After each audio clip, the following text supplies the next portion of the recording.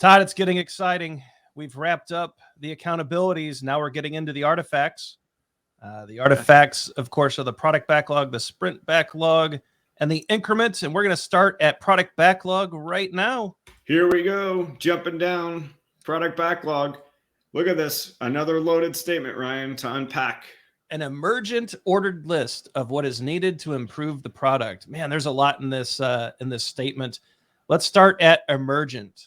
We're in a complex domain. Remember, we talked about complexity earlier on in the course. And so that means more is unknown than known, which means what we're going to potentially build to achieve product goals and to achieve customer needs and stakeholder value. All of those great things, that's going to change as we learn about the product and as the market shifts and as the world is different. And so emergence is absolutely important because we are in this complex domain of work. So change as we learn. Hope you like that sticky note that I put down there, Ryan. Changes as we learn. It's Love it. The word ordered, Todd. Can you help us with that one? That's a loaded word as well. Ordered, right? I didn't say prioritized. You didn't say prioritized. Ordered. Why? Because we have this accountability, the product owner that manages the product backlog. And this is an ordered list. This is an ordered vertical list. And the reason being is a product owner is always trying to decide what next value proposition should be the next focus, right? So this is an ordered list. The things at the top are what is deemed the most valuable. And then it becomes maybe even more vague as we go towards the bottom of the product backlog. So this is an ordered list. Usually the things at the top are a little bit more understood. Right. Yeah, we should probably talk about what it is that we are ordering, and that would be product backlog items, right? PBIs. So if you hear product backlog item or PBI, it's really the features, the requirements, the desirements, the user stories, all of the things that you currently capture today are now product backlog items because you're using Scrum and you're using a product backlog. And so what we order and what's going to change as we learn are these product backlog items, which are really the requirements, the ideas that we think we're going to build, because just because something's on a product backlog does not guarantee it's going to be built. It's just an idea. It's a future projection of what could be built.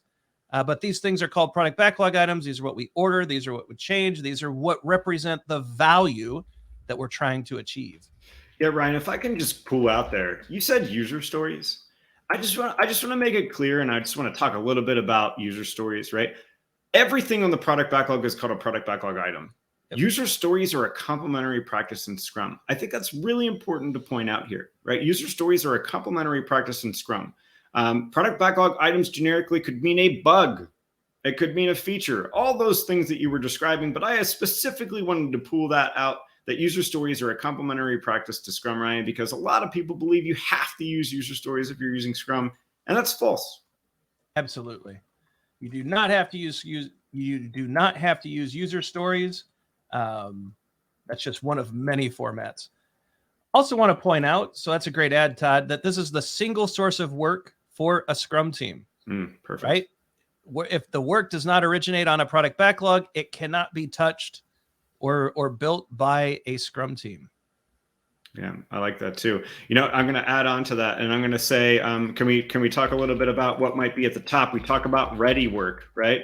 Yeah. And stuff that's ready is normally towards the top of the product backlog, and the stuff that's ready is stuff, or let's say PBIs. Let me be a little bit more official. Ready are PBIs that the Scrum team, or let's say developers, bring into a sprint. And they are usually at the top. They're a little bit more understood. And generally with ready PBIs, we have a couple sprints worth of them on the product backlog at any given time. But you may hear that word, that there are ready PBIs. It means more well-understood PBIs.